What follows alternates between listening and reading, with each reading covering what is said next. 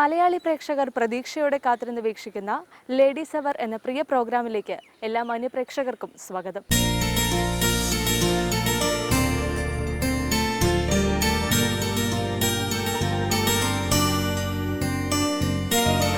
സ്ത്രീ ശാക്തീകരണത്തിന്റെ വിശേഷങ്ങളുമായി വിവിധ മേഖലകളിൽ തങ്ങളുടേതായ മേഖലകളിൽ പ്രാഗൽഭ്യം തെളിയിച്ച സ്ത്രീ വ്യക്തിത്വങ്ങളെ പരിചയപ്പെടുത്തുന്നു സ്മാർട്ട് ലേഡി.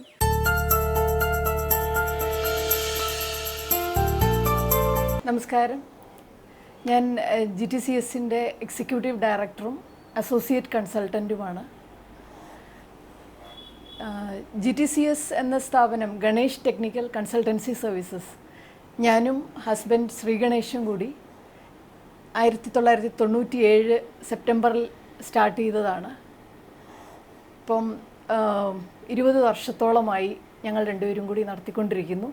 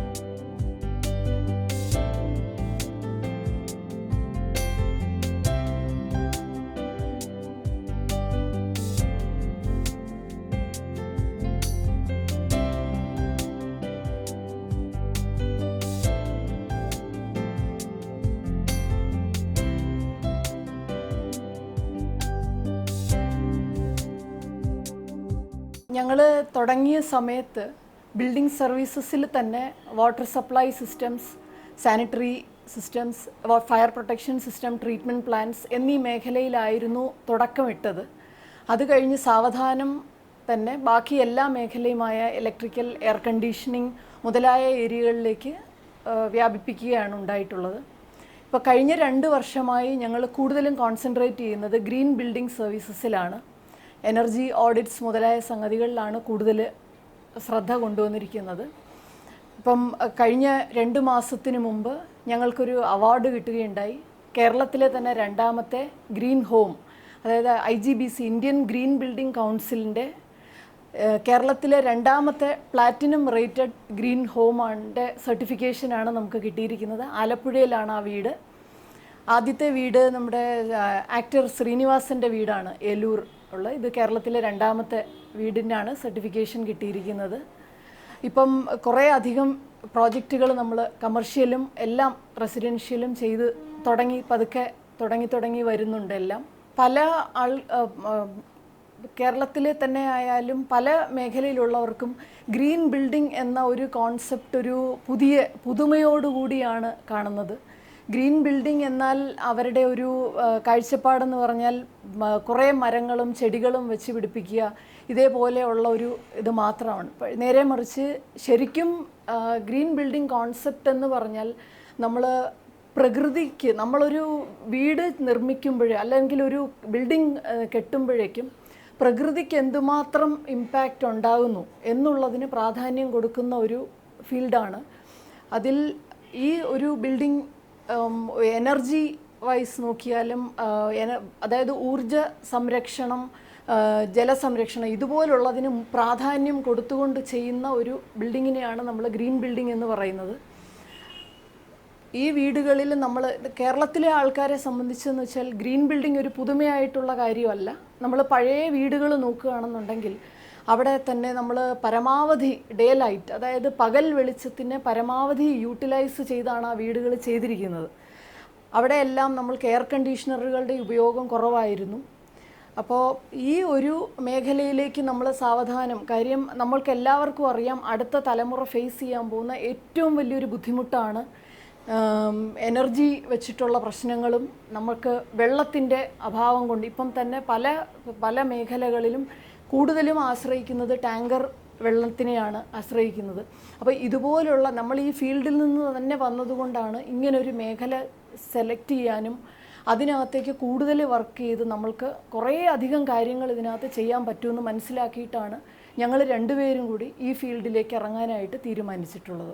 ഒരു കാര്യം നമ്മൾ നോക്കുകയാണെന്നുണ്ടെങ്കിൽ പല സ്ഥലങ്ങളിലും നമ്മൾ ആദ്യം തന്നെ ഒരു വീട് കെട്ടുക എന്നുള്ളത് എല്ലാവരെ സംബന്ധിച്ച് ഒരു ഡ്രീമാണ്, ഒരു സ്വപ്നമാണ്, നമുക്ക് സ്വന്തമായിട്ടൊരു വീടുണ്ടാകുക എന്നുള്ളത്.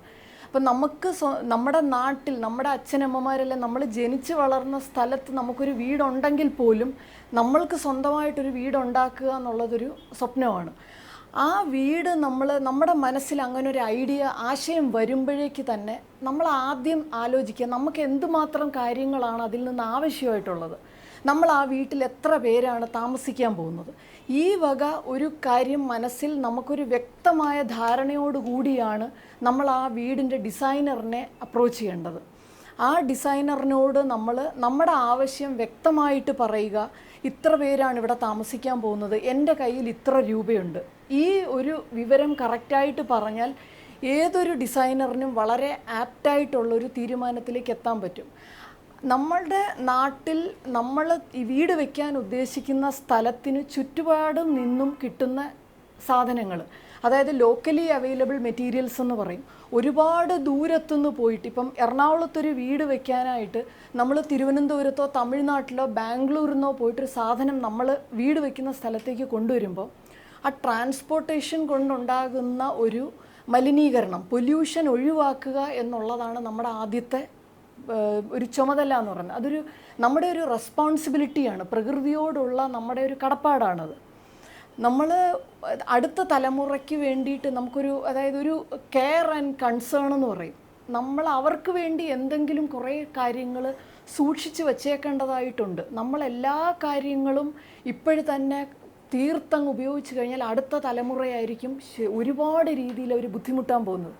അതായത് വളരെ ഒരു ബ്രോഡായിട്ട് പറഞ്ഞാൽ നമ്മളൊരു വീട് വയ്ക്കുമ്പം ശരിക്കും ഭൂമിയുടെ അത്രയും ഭാഗം നമ്മൾ കെട്ടി അടയ്ക്കുകയാണ്. അതുകൊണ്ടാണ് നമ്മൾ പറയുന്നത് നമ്മുടെ ആവശ്യത്തിനനുസരിച്ചിട്ട് മാത്രം ഏരിയ തീരുമാനിക്കുക.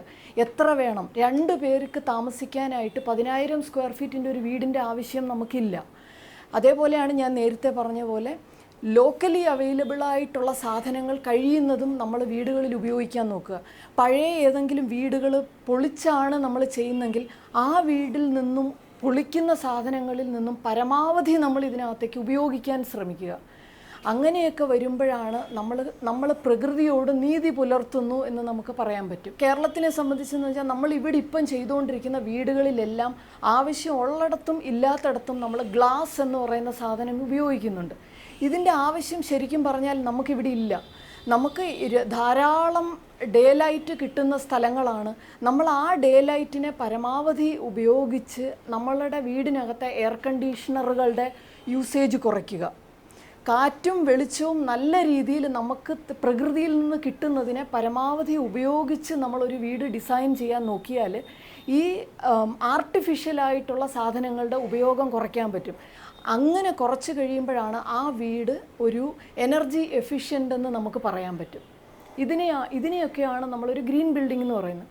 പിന്നെ എനിക്ക് വളരെ പ്രധാനപ്പെട്ട ഒരു കാര്യം, നമ്മളുടെ വീട്ടമ്മ എന്ന് പറയുന്നത് അത് വർക്കിംഗ് ആകാം, ജോലി ചെയ്യാതെ വീട്ടിലിരിക്കുന്ന ആളായാലും ഒരു സ്ത്രീയെ സംബന്ധിച്ച് നമുക്കൊരു വീട്ടിൽ ഒരുപാട് കാര്യങ്ങൾ ചെയ്യാൻ പറ്റും. അത് എനർജി സേവ് ചെയ്യുന്നതിനകത്തായാലും വെള്ളം സേവ് ചെയ്യുന്നതിനകത്തായാലും. എനർജി സേവ് ചെയ്യുന്നതിനെ പറ്റി പറഞ്ഞു കഴിഞ്ഞാൽ പിന്നെ എല്ലാ വീടുകളിലും ഇപ്പം 2 അല്ലെങ്കിൽ 2 ബെഡ്റൂം 3 ബെഡ്റൂം ആണെങ്കിലും 2 റൂമിലും 3 റൂമിലും എയർ കണ്ടീഷണറുകൾ ഉണ്ടാകാം. എല്ലാ എയർ കണ്ടീഷണറുകളും ഇപ്പം അവൈലബിൾ ആയിട്ടുള്ളതിനകത്ത് ടൈമർ എന്ന് പറയുന്നൊരു ഫെസിലിറ്റി ഉണ്ട്. ഇത് നമ്മൾ പരമാവധി പ്രയോജനപ്പെടുത്തുക. ഫസ്റ്റ് ഒരു 3 hours കഴിഞ്ഞിട്ട് ആ ടൈമർ സെറ്റ് ചെയ്താൽ ഓട്ടോമാറ്റിക്കായിട്ട് അത് ഓഫാകും. നമ്മൾക്ക് ശരിക്കും ആ കിടക്കുന്ന സമയത്തേക്കുള്ളത് മതി. രാവിലെ 6 മണി 7 മണി വരെ ഒരു എയർ കണ്ടീഷണർ ഓൺ ചെയ്തിട്ടേക്കേണ്ട കാര്യമില്ല. രണ്ടാമത്തത് ഫ്രിഡ്ജ്. വൈകുന്നേരം ഒരു 6 മണി തൊട്ട് 9 മണി വരെ ഫ്രിഡ്ജ് നമ്മൾക്ക് ഓഫ് ചെയ്തിടാം. എപ്പോഴും ഫ്രിഡ്ജുകൾ നമ്മൾ തുറക്കുക അടയ്ക്കുകയും ചെയ്യാതിരിക്കുക. നമ്മൾക്ക് കുക്കിങ്ങിന് ആവശ്യമായിട്ടുള്ള സാധനങ്ങൾ ഒരുമിച്ച് ഫ്രിഡ്ജിൽ നിന്നും പുറത്തേക്ക് എടുക്കുക. കുട്ടികളെ ഈ വക കാര്യങ്ങൾ നമ്മൾ പറഞ്ഞ് മനസ്സിലാക്കുക. ഫ്യൂച്ചറിൽ എനർജി എന്തുമാത്രം വാല്യുബിൾ ആണെന്നുള്ളൊരു സംഗതി നമ്മൾ കുട്ടികൾക്ക് പറഞ്ഞ് മനസ്സിലാക്കി കൊടുക്കുക. കുട്ടികളോട് എപ്പോഴും നിങ്ങൾ എഴുന്നേറ്റ് പോകുമ്പം ഫാൻ ഓഫ് ചെയ്യുക, ലൈറ്റ് ഓഫ് ചെയ്യുക, എത്ര പറഞ്ഞാലും അവർക്കത് മനസ്സിലാവില്ല. അതിന് പകരം നമ്മളത് മാതൃകയായിട്ട് കാണിച്ച് അവർക്ക് അതിൻ്റെ വാല്യൂ പറഞ്ഞ് മനസ്സിലാക്കി കൊടുക്കുക. പിന്നെ വേറൊരു കാര്യമുള്ളത്,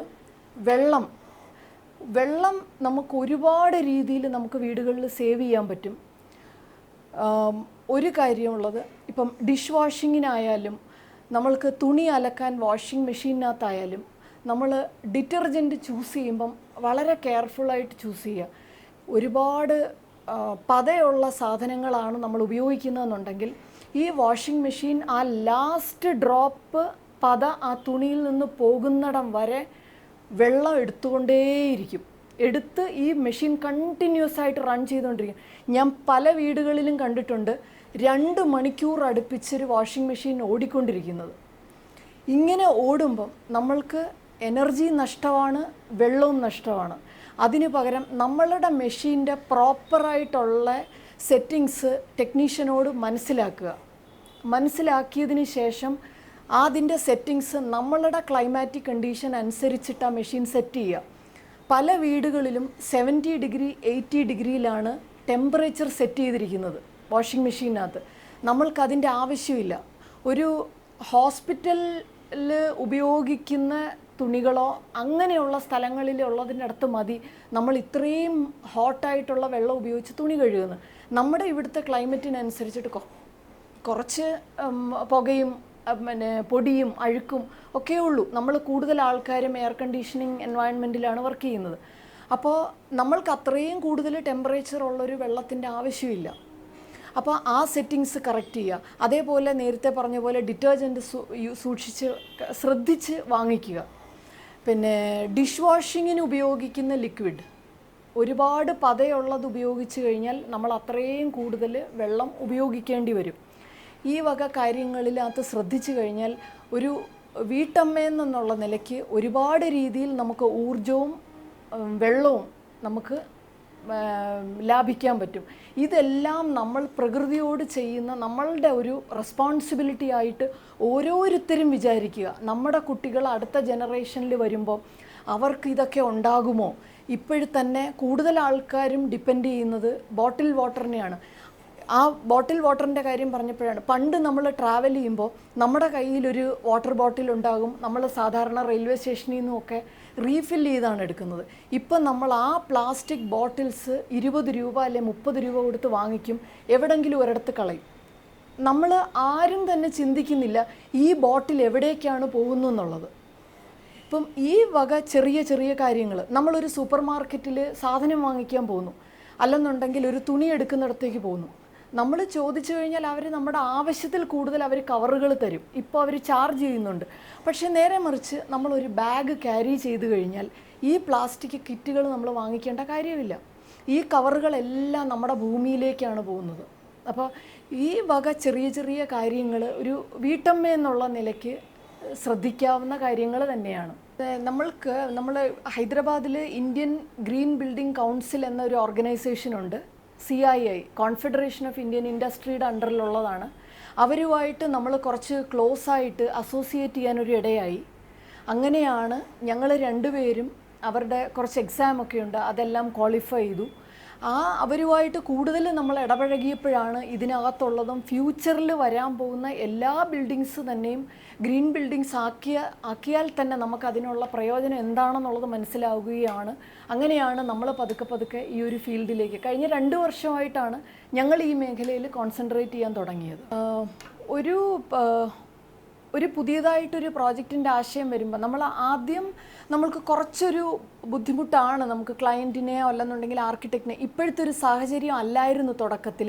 പക്ഷേ നമ്മൾ ഇതിൻ്റെ ഫ്യൂച്ചർ ബെനിഫിറ്റ്സ്, അതായത് തുടക്കത്തിൽ ഇൻവെസ്റ്റ് ചെയ്യുന്ന ആ പൈസയുടെ ബെനിഫിറ്റ് പിന്നെ കിട്ടുമ്പോൾ നമ്മൾക്കതിൻ്റെ ആ കിട്ടുന്ന ബെനിഫിറ്റ്സ് ഇതിനകത്തുനിന്ന് എന്തൊക്കെയാണെന്നുള്ളത് പറഞ്ഞ് മനസ്സിലാക്കി കഴിയുമ്പോഴാണ് കൂടുതൽ പേർക്കും അതിൻ്റെ ആ പ്രാധാന്യം, ഇതുകൊണ്ട് അവർക്കാണ് ഭാവിയിലൊരു മെച്ചം കിട്ടുന്നതെന്ന് മനസ്സിലാക്കിയപ്പോൾ കൂടുതൽ ആൾക്കാർ ഇപ്പം നമ്മളെ തേടി തന്നെ വന്ന് അവർ ചെയ്യുന്ന ബിൽഡിങ്സ് അവരിങ്ങോട്ട് തന്നെ ആവശ്യപ്പെടാറുണ്ട്. ഞങ്ങൾക്ക് ഗ്രീൻ ബിൽഡിംഗ് ആയിട്ട് ചെയ്യണം. ഇപ്പം സർട്ടിഫിക്കേഷന് പോകുന്നുണ്ടോ ഇല്ലയോ എന്നുള്ളതല്ല, ഗ്രീൻ ബിൽഡിംഗ് ആയിട്ട് തന്നെ ചെയ്യണം എന്നുള്ളൊരു താല്പര്യത്തോടു കൂടി മുമ്പോട്ട്. ഇപ്പം ഞങ്ങളുടെ ജോബ് കുറച്ചുകൂടി എളുപ്പമായിട്ട് വന്നിട്ടുണ്ട്. ഇപ്പം അവയർനെസ് ഒരുപാട് കൂടി വരുന്നുണ്ട്. ഗ്രീൻ ബിൽഡിങ്സിൽ ഉപയോഗിക്കാവുന്ന മെറ്റീരിയൽസ് കൂടുതലായിട്ട് വരുന്നുണ്ട്. അങ്ങനെ വന്നപ്പോഴത്തേക്കും ഞങ്ങളുടെ ജോലി കുറച്ചുകൂടെ എളുപ്പമായിട്ട് വരുന്നുണ്ട്. ഞങ്ങളെ സംബന്ധിച്ച് ഏറ്റവും വലിയൊരു അംഗീകാരമാണ് ഈ ആലപ്പുഴയിലെ വീടിന് കിട്ടിയിരിക്കുന്ന പ്ലാറ്റിനം റേറ്റഡ് എന്ന് പറഞ്ഞു കഴിഞ്ഞാൽ IGBCയുടെ തന്നെ ഏറ്റവും ഹയസ്റ്റായിട്ടുള്ള ഒരു റേറ്റിംഗ് സിസ്റ്റമാണ്. അതാണ് നമുക്ക് കിട്ടിയിരിക്കുന്നത്. പിന്നെ കൂടാതെ ഞങ്ങൾക്കൊരു R&D ഡിവിഷനുണ്ട്. അവിടെ ഒരു പ്രോഡക്റ്റ് നമ്മൾ ഡെവലപ്പ് ചെയ്തുകൊണ്ടിരിക്കുകയാണ്. കഴിഞ്ഞ വർഷത്തെ ഏറ്റവും നല്ല ആ പ്രോഡക്റ്റിനുള്ള ഇന്നൊവേഷനുള്ള അവാർഡ് നമുക്ക് അതിനാണ് കിട്ടിയിരിക്കുന്നത്. ഫ്യൂച്ചർ നമുക്ക് ഈ ഫീൽഡിൽ തന്നെ വളരെ നല്ല രീതിയിലും മുന്നോട്ട് പോകണമെന്നാണ് കാര്യം. ഗവൺമെൻറ്റിൻ്റെ സൈഡിൽ നിന്ന് തന്നെ ഒരുപാട് സപ്പോർട്ട് നമുക്കിപ്പം ഇതിന് വന്നു തുടങ്ങിയിട്ടുണ്ട്. ഇതൊരു ലോ ആയിട്ട് തന്നെ ഇംപ്ലിമെൻ്റ് ചെയ്യാൻ പോവുകയാണ്. ഗവൺമെൻറ് ബിൽഡിങ്സ് വരുന്നതെല്ലാം ഏതെങ്കിലും രീതിയിൽ ഗ്രീൻ ബിൽഡിംഗ് ആയിട്ട് തന്നെ സർട്ടിഫൈ ചെയ്യണം എന്നുള്ള റൂള് വരികയാണ്. നമ്മൾക്ക് പതുക്കെ ഇതിൻ്റെ ഇൻട്രസ്റ്റ് റേറ്റിനകത്ത് ഗ്രീൻ ബിൽഡിംഗ് ആണെന്നുണ്ടെങ്കിൽ നമുക്ക് ഇൻട്രസ്റ്റ് ഒരു ലോൺ ബാങ്ക്സിൽ ലോണിനകത്തൊരു ഇൻട്രസ്റ്റ് റേറ്റിനകത്തൊരു ചെറിയ ഇളവ് വരുന്ന കാര്യം ഓൾറെഡി വന്നിട്ടുണ്ട്. പക്ഷേ പല ബാങ്കുകളിലേക്കും അത് എത്തിയിട്ടില്ല. ഇതുപോലുള്ള കാര്യങ്ങളുണ്ട്. പിന്നെ എനിക്ക് വളരെ പ്രധാനമായിട്ട് സ്റ്റുഡൻസിൻ്റെ അടുത്ത്, എസ്പെഷ്യലി BTech കഴിഞ്ഞ് വരുന്ന എൻജിനീയേഴ്സിൻ്റെ അടുത്ത് പറയാനായിട്ടുള്ള കാര്യം എന്ന് പറഞ്ഞാൽ വളരെയധികം ജോലി സാധ്യതകൾ ഉള്ള ഒരു മേഖലയായിട്ടാണ് ഉയർന്നു വരുന്നത്. ഇപ്പം നമ്മുടെ ഓഫീസിൽ തന്നെ ഒരുപാട് കുട്ടികൾ ഇൻ്റർവ്യൂവിന് വരുന്നുണ്ട്. BTech പല മേഖലകളിലും BTech കഴിഞ്ഞത്. അതിൻ്റെ ഒരു വളരെ ദുഃഖകരമായൊരു വശം എന്താണെന്ന് പറഞ്ഞാൽ കഴിഞ്ഞ ആഴ്ച ഇവിടെ ജോലിക്ക് അപ്ലൈ ചെയ്തിരുന്ന ഒരാൾ ഫ്രണ്ട് ഓഫീസ് മാനേജറിൻ്റെ പോസ്റ്റിന് വേണ്ടിയിട്ടാണ് BTech അപ്ലൈ ചെയ്തിരിക്കുന്നത്. ഞാൻ ഇത്രയും ഇപ്പം 20 വർഷം ആകാൻ പോകുന്നു ഈ ഞങ്ങളുടെ ഫേം നടത്തിക്കൊണ്ട് പോകുന്നു. പല ആൾക്കാരെ കണ്ടതിനകത്തുനിന്ന് മനസ്സിലാക്കിയിട്ടുള്ളത്, നമ്മൾ BTech കോഴ്സ് ചെയ്തു, എന്തായാലും നമ്മുടെ ഇൻട്രസ്റ്റിനനുസരിച്ചാണോ അതേ പേരൻസിൻ്റെ നിർബന്ധം കൊണ്ടാണ്, എന്തായാലും നമ്മൾ 4 വർഷം ഒരുപാട് കഷ്ടപ്പെട്ട് പഠിച്ചു, നമ്മൾ പാസ്സായി പുറത്തേക്ക് ഇറങ്ങി. നമ്മുടെ സൗബിൻ ഒരു സിനിമയിൽ പറയുകയുണ്ടായി, ഒരു കൊച്ചിയിലൊരു കല്ലെടുത്തിട്ട് കഴിഞ്ഞാൽ അത് വന്ന് വീഴുന്നത് ഒരു BTechകാരൻ്റെ. അത് വളരെ 100% ശരിയായിട്ടുള്ളൊരു സ്റ്റേറ്റ്മെൻറ്റാണ്. ഞാനിവിടെ ഡെയിലി ഇരുന്ന് ഇതേപോലെ പല കുട്ടികളെ കാണുന്നതാണ്. ഇവരുടെ ഏറ്റവും വലിയ ഇവർ ഫേസ് ചെയ്യുന്നൊരു പ്രശ്നമെന്ന് പറഞ്ഞാൽ ഈ കുട്ടികൾക്ക് BTech കഴിഞ്ഞ് പുറത്തിറങ്ങി കഴിയുമ്പോൾ എന്താ ചെയ്യേണ്ടതെന്നുള്ളത് അവർക്കറിയില്ല. അതുകൊണ്ടാണ് അവരിൽ പല ആൾക്കാരും, കൂടുതൽ ശതമാനം കുട്ടികളും ബാങ്ക്, സോഫ്റ്റ്വെയർ മുതലായ മേഖലകളിലേക്ക് ജോലി ചെയ്യാനായിട്ട് പോകുന്നത്. എനിക്ക് അവരുടെ അടുത്ത് പറയാനുള്ളതെന്നും കൊടുക്കാനുള്ളതുമായിട്ടുള്ളൊരു മെസ്സേജ് എന്താണെന്ന് വെച്ചാൽ, ഇപ്പം സപ്പോസ് സിവിൽ എഞ്ചിനീയറിംഗ് BTech കഴിഞ്ഞ് നിൽക്കുന്ന ഒരു കുട്ടിയാണെങ്കിൽ നിങ്ങൾ ആദ്യം അവരെ പോയി കാണേണ്ടത് BTech സിവിൽ എഞ്ചിനീയറിംഗിൽ സക്സസ്ഫുള്ളായിട്ട് പ്രാക്ടീസ് ചെയ്യുന്ന ഒരു സിവിൽ എഞ്ചിനീയറിനെ പോയി നിങ്ങൾ കാണുക. കണ്ടിട്ട് സംസാരിച്ച് ആ വ്യക്തിയുടെ കയ്യിൽ നിന്നാണ് നിങ്ങളൊരു ഉപദേശം എടുത്ത് എന്താണ് നെക്സ്റ്റ് ചെയ്യേണ്ടതെന്ന് ആലോചിക്കുക. അതല്ലാതെ റിലേറ്റീവ്സും ഫ്രണ്ട്സും ഒരാൾ സോഫ്റ്റ്വെയർ ഫീൽഡിൽ പോയി എന്ന് വെച്ചിട്ട് അങ്ങനെ പോവുകയല്ല വേണ്ടത്. നമ്മൾ പഠിച്ച ആ ഫീൽഡിൽ ഇപ്പം ഞങ്ങളെ സംബന്ധിച്ച് തന്നെ ഒരു മെയിനായിട്ടുള്ള ഒരു ഫീൽഡാണ് എനർജി മോഡലിംഗ് എന്ന് പറയുന്നത്. വളരെ ഹൈ സാലറി കിട്ടാനായിട്ട് ഓപ്പർച്യൂണിറ്റി ഉള്ളൊരു ഫീൽഡാണ്. പക്ഷേ അതിനകത്തേക്ക് കുട്ടികൾ വരുന്നില്ല. അതേസമയം ഏതെങ്കിലും ബാങ്ക് ടെസ്റ്റ് എഴുതുന്നൊരു സെൻറ്ററിൽ നമ്മൾ ചെന്ന് കഴിഞ്ഞാൽ അവിടെ ഏറ്റവും കൂടുതൽ അപ്ലൈ ചെയ്തിരിക്കുന്നത് BTech കുട്ടികളായിരിക്കും. ഞങ്ങളിപ്പോൾ കഴിഞ്ഞ ആഴ്ച TKM എഞ്ചിനീയറിംഗ് കോളേജിലൊരു സെഷൻ ഉണ്ടായിരുന്നു. അവിടെ വെച്ചും കുട്ടികൾ വന്നപ്പോൾ BTech കഴിഞ്ഞിട്ട് അവർക്ക് എന്താ ചെയ്യേണ്ടതെന്നുള്ളൊരു ക്ലിയർ ധാരണയില്ല. അപ്പോൾ ഈ ഒരുപാടധികം മേഖലകളിൽ നമുക്ക് സ്പെഷ്യലൈസ് ചെയ്ത് മുന്നോട്ട് പോകാൻ സ്കോപ്പുള്ള ഒരുപാടധികം മേഖലകൾ സിവിൽ എഞ്ചിനീയറിംഗ് ഏത് ഫീൽഡിലാണെന്നുണ്ടെങ്കിലും നമുക്കുണ്ട്. അത് പെൺകുട്ടികളായിക്കോട്ടെ ആൺകുട്ടികളായിക്കോട്ടെ. നമ്മൾ അതിന് കാണിക്കേണ്ട നമ്മളുടെ ഒരു ആറ്റിറ്റ്യൂഡിനകത്ത് നമ്മളൊരു മാറ്റം വരുത്തുക. എന്ത് കാര്യവും പുതിയതായിട്ട് പഠിക്കാനായിട്ടുള്ള ഒരു മനസ്ഥിതി നമുക്ക് ആദ്യം ഉണ്ടാവുക. നമ്മൾ തുടക്കത്തിലൊരു ജോലിക്ക് ചെല്ലുമ്പോൾ ഒരിക്കലും അവിടെ പ്രാധാന്യം കൊടുക്കേണ്ടത് സാലറിക്കല്ല. Salary secondary. നിങ്ങൾ ആദ്യം ചെയ്യേണ്ടത് പുതിയ പുതിയ കാര്യങ്ങൾ പഠിക്കുക, കൂടുതൽ അറിവ് നേടാനായിട്ട് നോക്കുക. എവിടെങ്കിലും ഒരിടത്തൊരു 2 വർഷമെങ്കിലും തുടർന്ന് നിന്ന് കാര്യങ്ങൾ മനസ്സിലായി കഴിഞ്ഞാൽ അടുത്ത ഒരു സ്കോപ്പിനെ പറ്റി നമുക്ക് പറയാതിരിക്കാൻ പറ്റില്ല. ഞങ്ങളുടെ തന്നെ ഫീൽഡിലൊക്കെ ഉള്ളവർ തമ്മിൽ സംസാരിക്കുമ്പം എല്ലാ ആൾക്കാർക്കും എൻജിനീയേഴ്സിനെ വേണം. അത് സിവിൽ ആയിക്കോട്ടെ, ഇലക്ട്രിക്കൽ ആയിക്കോട്ടെ, മെക്കാനിക്കൽ ആയിക്കോട്ടെ, കെമിക്കൽ ആയിക്കോട്ടെ, എല്ലാവർക്കും വേണം. പക്ഷേ എല്ലാവരും പറയുന്നത് ഈ പഠിച്ചിറങ്ങുന്ന കുട്ടികളുടെ ആറ്റിറ്റ്യൂഡിൻ്റെ പ്രശ്നമാണ് എല്ലാവരും പറയുന്നത്. കാര്യം അവർക്ക് സ്ട്രെയിറ്റ് അവേ വന്നു കഴിഞ്ഞാൽ അവരുടെ സാലറി എക്സ്പെക്റ്റേഷൻ ഭയങ്കര കൂടുതലാണ്. പക്ഷേ ആ ഒരു സംഗതി ഒരു തുടക്കക്കാരെന്നുള്ള നിലയ്ക്ക് നമ്മൾ ചെയ്യേണ്ടത്, നമ്മൾ കുറച്ച് ആ സാലറി, ആ പാർട്ട് നമ്മൾ കുറച്ചൊന്ന് കോംപ്രമൈസ് ചെയ്യുക. ഒരു 2 വർഷം അല്ലെ 3 വർഷം കഴിഞ്ഞിട്ട് നിങ്ങളെ കാത്തിരിക്കുന്നത് ഒരു വലിയൊരു സംഗതിയാണ്. ഈ ഒരു മെസ്സേജാണ് എനിക്ക് ബിടെക് സ്റ്റുഡൻസിന് വേണ്ടിയിട്ട് കൊടുക്കാനുള്ളത്. ഞാൻ 93 പാസ് ഔട്ടാണ് TKM എഞ്ചിനീയറിംഗ് കോളേജിൽ നിന്ന്. ഞങ്ങളൊക്കെ ഒരുപാടധികം ബുദ്ധിമുട്ടിയാണ് ഈ ഒരു സ്റ്റേജിൽ വന്നത്. ഒരു സ്വന്തമായിട്ടൊരു സ്ഥാപനം നടത്തിക്കൊണ്ട് പോവുക എന്ന് പറയുന്നത്, പ്രത്യേകിച്ചും കേരളത്തിലെ സാഹചര്യത്തിൽ, നമുക്ക് പല മാസങ്ങളിലും ഫീസ് പോലും കറക്റ്റായിട്ട് കിട്ടാത്ത മാസങ്ങളുണ്ട്. ഇതേപോലെയുള്ള പല തരത്തിലുള്ള ചാലഞ്ചസ് ഫേസ് ചെയ്തിട്ടാണ് നമ്മൾ ഇവിടെ വന്നിരിക്കുന്നത്. അപ്പോൾ ആ ഒരു അത്രയും എളുപ്പമല്ല എന്നുള്ളൊരു രീതിയിലാണ് കുട്ടികൾ ഇപ്പോൾ ഇറങ്ങുന്നത്. എല്ലാവർക്കും സ്വന്തമായിട്ട് സ്റ്റാർട്ട് ചെയ്യണം. വളരെ നല്ല ഐഡിയ ആണ്. പക്ഷേ അതിനു വേണ്ടി എവിടെങ്കിലും ഒരിടത്ത് നിന്ന് നല്ല രീതിയിൽ കാര്യങ്ങളൊന്ന് മനസ്സിലാക്കിയതിന് ശേഷം വേണം സ്വന്തമായിട്ടൊരു സ്ഥാപനം തുടങ്ങുന്നതിനെ പറ്റി ആലോചിക്കാൻ. അതിൻ്റെ അകത്ത് റിസ്ക് ഒരുപാടാണ്. പിന്നെ നമ്മൾ ഫേസ് ചെയ്യേണ്ടത്, നമ്മൾ ഉദ്ദേശിക്കുന്ന സമയത്തൊന്നും നമ്മളുടെ ക്ലയൻസിൻ്റെ കയ്യിൽ നിന്നോ മറ്റോ പേയ്മെൻറ്റ് കിട്ടാനായിട്ട് ബുദ്ധിമുട്ടാണ്. ഈ വക കാര്യങ്ങൾ നമ്മൾ ഫേസ് ചെയ്യേണ്ടതായിട്ട് വരും. പിന്നെന്ന് വെച്ചാൽ ഞങ്ങൾ പഠിച്ച് വന്നതെന്ന് പറഞ്ഞാൽ ആ സമയത്ത് ഇൻ്റർനെറ്റ് ഫെസിലിറ്റിയോ മൊബൈലോ ഇതൊന്നുമില്ല.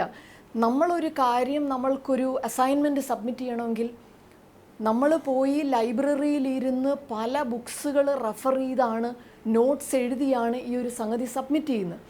അതിൻ്റേതായിട്ടുള്ള പ്രാധാന്യം നമ്മൾക്കുണ്ട്. പക്ഷേ ഇപ്പം നമ്മുടെ ഓഫീസിലേക്ക് ഇൻ്റർവ്യൂവിന് വരുന്ന കുട്ടികളുടെ അടുത്ത് അവർ തന്നെ ചെയ്ത പ്രോജക്റ്റിനകത്തുനിന്ന് ഒരു ക്വസ്റ്റ്യൻ ചോദിച്ചാൽ ഇവർക്കറിയില്ല.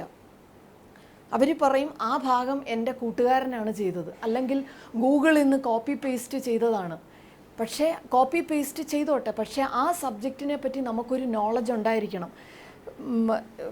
വളരെ നമുക്ക് ചിരി വരുന്ന ഒരു സംഗതിയാണ്, ഒരു സിവിൽ എഞ്ചിനീയർ ഇൻ്റർവ്യൂവിന് വന്നു കഴിയുമ്പം നമ്മൾ ചോദിക്കുകയാണ്, ഒരു ചാക്ക് സിമൻറ്റ് എത്ര കിലോ ആണ്? ഇവർക്കറിയില്ല. ശരിക്കും പറഞ്ഞാൽ നമുക്ക് ചിരി തോന്നുന്ന ഒരു കാര്യമാണ്. അതേപോലെ തന്നെയാണ് ഒരു സ്കെയിൽ 1:100 എന്ന് പറയുന്ന സ്കെയിൽ എന്താണ്, അതിൽ 1 എന്താണ്, 100 എന്താണ്, ഇവർക്കത് എക്സ്പ്ലെയിൻ ചെയ്യാൻ അറിയില്ല. ഞങ്ങൾ കഴിഞ്ഞ ദിവസം കോളേജിൽ ചെന്നപ്പോൾ ഞങ്ങളുടെ പ്രൊഫസറിൻ്റെ അടുത്തെല്ലാം നമ്മൾ ഈ കാര്യം പറഞ്ഞു. ഇതേപോലെ ഒരു സിറ്റുവേഷനിലാണ് ഈ പിള്ളേർ ഇറങ്ങുന്നത്. ഇതെന്താണെന്ന് വെച്ചാൽ ഇവരാരും റീഡ് ചെയ്യുന്നില്ല. കൂടുതൽ കാര്യങ്ങൾ മനസ്സിലാക്കാനുള്ള ഒരു പ്രയത്നവും ഇവരുടെ സൈഡിൽ നിന്ന് വരുന്നില്ല. ഇവർ ബുക്സിനകത്തുള്ളത് പഠിക്കുന്നു, എഴുതുന്നു, മാർക്ക് വാങ്ങിക്കുന്നു. നേരെ വന്നിട്ട് സ്ട്രെയിറ്റ് ഇവിടെ വന്നിട്ട് എൻ്റെ അടുത്ത് ചിലർ ചോദിക്കുന്നതാണ് 20,000 സാലറി. അപ്പോൾ അവർ ആ സാലറിക്ക് മാത്രമാണ് പ്രാധാന്യം കൊടുക്കുന്നത്. അതുകൊണ്ടാണ് പറഞ്ഞത്, നമ്മൾ കൂടുതൽ ഇനിയത്തെ കാലത്ത് കോമ്പറ്റീഷൻ കൂടി വരികയാണ്. എൻജിനീയറിംഗ് കോളേജസിൻ്റെ എണ്ണം കൂടുതലാണ്, ഇറങ്ങുന്ന കുട്ടികളുടെ എണ്ണം കൂടുതലാണ്. അപ്പോൾ നമ്മൾ ചെയ്യേണ്ടത് നമ്മുടെ അറിവ് പരമാവധി വർദ്ധിപ്പിക്കുക, പരമാവധി പുതിയ കാര്യങ്ങൾ, പുതിയ പ്രോഡക്ട്സ്. ആ ഒരു ഇതിലാണ് ഞാൻ പറഞ്ഞു വന്നത്. ഇനിയത്തെ ഫ്യൂച്ചർ ഈസ് ഗ്രീൻ ബിൽഡിംഗ്. ഇതിനകത്തേക്ക് പ്രോഡക്ട്സ് പല കമ്പനികൾ പ്രോഡക്ട്സുകൾ ഇറക്കുന്നുണ്ട്, ആ പ്രോഡക്ട്സ് സർട്ടിഫൈ ചെയ്യുന്നുണ്ട്. ഇതിൻ്റെയൊക്കെ അറിവുകൾ നമ്മൾ കൂട്ടാനായിട്ട് ശ്രമിക്കുക. ഇവിടെ വരുന്ന പലർക്കും എന്താണ് ഗ്രീൻ ബിൽഡിംഗ് എന്ന് പോലും അറിയാൻ വയ്യ. അപ്പോൾ ആ ഒരു സിറ്റുവേഷൻ മാറിക്കൊണ്ട് തന്നെ വരണം. കുട്ടികളാണ് ഇനിയത്തെ ഒരു ഫ്യൂച്ചറിലേക്കുള്ള കാര്യങ്ങളിൽ ശ്രദ്ധിക്കേണ്ടത്. നമ്മുടെ പ്രകൃതിയെ സംരക്ഷിക്കുക എന്നുള്ള ഒരു കാര്യത്തിന് കൂടുതൽ മുൻതൂക്കം കൊടുത്ത് അതിന് മുൻകൈ എടുത്ത് മുന്നോട്ട് വരേണ്ടത് ഇനിയത്തെ ഫ്യൂച്ചർ ജനറേഷൻ കുട്ടികളാണ്. ഇപ്പോൾ ഇറങ്ങുന്ന എൻജിനീയേഴ്സാണ്. അവർ പോയി ബാങ്കിങ് മേഖല അതുപോലുള്ള, ഞാൻ ഒരിക്കലും ബാങ്കിങ് മേഖലയിൽ ഉള്ളവരെ വർക്ക് ചെയ്യുന്നവരെയോ ഇതായിട്ട് പറയുന്നതല്ല. പക്ഷേ എൻജിനീയറിങ് കഴിഞ്ഞ കുട്ടികൾ വേറൊരു മേഖലയിലല്ല ജോലി ചെയ്യേണ്ടത്. അവർക്ക് ആവശ്യത്തിനധികം ഓപ്പർച്യൂണിറ്റീസ് ഉണ്ട്, പക്ഷേ ആരും അത് പ്രയോജനപ്പെടുത്തുന്നില്ല. എൻ്റെ ഫാമിലിയെ പറ്റി എടുത്തു പറയുക എന്ന് പറഞ്ഞാൽ ഇത് ഫാമിലി തന്നെയാണ്. ഞങ്ങൾ ഹസ്ബൻഡ് വൈഫും, ഞാൻ ആദ്യം തന്നെ പറഞ്ഞു, ഹസ്ബൻഡും വൈഫും ഞങ്ങൾ രണ്ടുപേരും കൂടിയാണ് 97-ൽ GTCS ഒരുമിച്ച് തുടങ്ങുന്നത്. ഇതുവരെ അതായത് കേരളത്തിലെ വളരെ കുറച്ച് കപ്പിൾസ് മാത്രമേ ഉള്ളൂ ഒരുമിച്ച് ഒരേ ഓഫീസിലിരുന്ന് വർക്ക് ചെയ്യുന്നത്. പലരും ഇവിടെ വരുന്നവർ കളിയാക്കാറുണ്ട്, ഞങ്ങൾക്ക് അടുത്തടുത്തിരുന്ന് കാണാൻ വേണ്ടിയിട്ടാണോ ഒരു ഗ്ലാസിൻ്റെ അപ്പുറം ഇപ്പുറവും ഞങ്ങൾ ഇരിക്കുന്നതെന്ന് വരെ ചോദിക്കാറുണ്ട്. എൻ്റെ ഏറ്റവും വലിയ സപ്പോർട്ടാണ് എൻ്റെ ഹസ്ബൻഡ്. ശരിക്കും ആ ഒരു സപ്പോർട്ട് ഇല്ലായിരുന്നെങ്കിൽ ഞാനും ചിലപ്പം സാധാരണ എല്ലാവരും പറയാറുണ്ട് സിവിൽ എഞ്ചിനീയറിംഗ് ഫീൽഡിൽ തന്നെ വർക്ക് ചെയ്യുന്ന, ഇപ്പം 23 വർഷമായി എഞ്ചിനീയറിംഗ് കഴിഞ്ഞു, ഇതേ മേഖലയിൽ തന്നെ ജോലി ചെയ്യുന്ന വളരെ വളരെ കുറച്ച് പേരിൽ ഒരു ആളാണ് ഞാൻ. ഒരു lady civil engineer with 23 years of experience ഇതേ സെയിം ഫീൽഡിൽ. അതിൻ്റെ ഏറ്റവും വലിയ കാരണം എൻ്റെ ഹസ്ബൻഡ് തന്നെയാണ്. GTCSൻ്റെ ഇപ്പോഴത്തെ ഏറ്റവും വലിയ ഒരു വിഷൻ എന്ന് പറയുന്നത് GTCS 2020 എന്ന ഒരു മിഷനോടുകൂടിയാണ് ഞങ്ങൾ ഇപ്പം പ്രവർത്തിക്കുന്നത്. അതായത് 2020 2020 മെഗാവാട്ട് സേവ് ചെയ്യുക. ഇതൊരു ചെറിയൊരു കാര്യമല്ല. ഇതിനു വേണ്ടിയിട്ട് എല്ലാവരുടെയും സഹകരണം നമ്മൾക്കുണ്ടെങ്കിലേ പറ്റുള്ളൂ. ഞാൻ അതാണ് നേരത്തെ പറഞ്ഞത്, ഒരു വീട്ടമ്മയായി ഇരിക്കുന്ന ഒരു സ്ത്രീ എന്നുള്ള നിലയ്ക്ക് ഒരുപാട് കാര്യങ്ങൾ, ഒരു ദിവസം ഒരു യൂണിറ്റ് നമ്മൾ വീട്ടിൽ സേവ് ചെയ്താൽ അതൊരു വളരെ വലിയ ഒരു ഇമ്പാക്റ്റ് ആയിരിക്കും ഉണ്ടാവുക. അതിന് ചെയ്യാവുന്ന, വീടുകളിൽ ചെയ്യാവുന്ന ചെറിയ ചെറിയ കാര്യങ്ങൾ ഞാൻ കുറേ അധികം നേരത്തെ പറഞ്ഞു. ഇത് കഴിയുന്നത്രയും പ്രാവർത്തികമാക്കാൻ നോക്കിയാൽ ഞങ്ങളുടെ ഈ മിഷൻ നിങ്ങളുടെ എല്ലാവരുടെയും സപ്പോർട്ട് ഇതിനോടുകൂടി ഉണ്ടായിരിക്കും. അപ്പോൾ ഇതിൻ്റെ ഭാഗമായിട്ട് ഞങ്ങളിവിടെ കേരളത്തിൽ തന്നെ വളരെ വലിയ 2-3 സ്ഥാപനങ്ങളുമായിട്ട് അസോസിയേറ്റ് ചെയ്തു, അവരുടെ എനർജി ഓഡിറ്റ്സ് ചെയ്തു. നമ്മൾക്ക് വിശ്വസിക്കാൻ പറ്റാത്ത രീതിയിലുള്ള ഒരു റിസൾട്ടാണ് അതിൽ നിന്ന് കിട്ടിയിരിക്കുന്നത്. അതെല്ലാം ഞങ്ങളുടെ ഈ 2020യുടെ ഭാഗമായിട്ട് തന്നെയാണ് വരുന്നത്.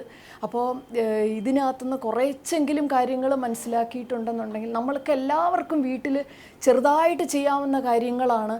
നമ്മൾ ആവശ്യമില്ലാത്ത സ്ഥലത്തെ ലൈറ്റെല്ലാം ഓഫ് ചെയ്യുക, ഫാനുകൾ ഉപയോഗമില്ലാത്തത് ഓഫ് ചെയ്യുക, പിന്നെ ഒരുപാട് നാൾ പഴയ ഉപകരണങ്ങൾ, അതായത് ഫ്രിഡ്ജ്, മിക്സി, TV, ഇതുപോലെ തേപ്പ് പെട്ടി, ഇതുപോലെയുള്ള സാധനങ്ങൾ കഴിയുന്നതും വീടുകളിൽ ഉപയോഗിക്കാതിരിക്കുക. പുതിയതായിട്ട് നിങ്ങൾ വാങ്ങിക്കുകയാണെങ്കിൽ കഴിയുന്നതും സ്റ്റാർ റേറ്റഡ് പ്രോഡക്ട്സ് വാങ്ങിക്കാൻ നോക്കുക. അതെല്ലാം എനർജി എഫിഷ്യൻ്റ് ആയിരിക്കും. പിന്നെ പുതിയതായിട്ട് വീട് ചെയ്യുന്നവരായാലും എനർജി എഫിഷ്യൻ്റ് ആയിട്ടുള്ള പ്രോഡക്ട്സ് വാങ്ങിച്ചാൽ ഞങ്ങളുടെ ഈ മിഷൻ അതൊരു സഹായകരമാകുകയും ചെയ്യും. നമ്മൾക്ക് നേരത്തെ പറഞ്ഞതുപോലെ എല്ലാവരുടെയും ചുമതലയാണ് നമുക്ക് നമ്മുടെ ഭൂമിയെ സംരക്ഷിക്കുക എന്നുള്ളത്. പ്ലാസ്റ്റിക്സിൻ്റെ ഉപയോഗങ്ങൾ വളരെയധികം കുറയ്ക്കുക, നമ്മൾ ആവശ്യമില്ലാത്ത സ്ഥലങ്ങളിലും.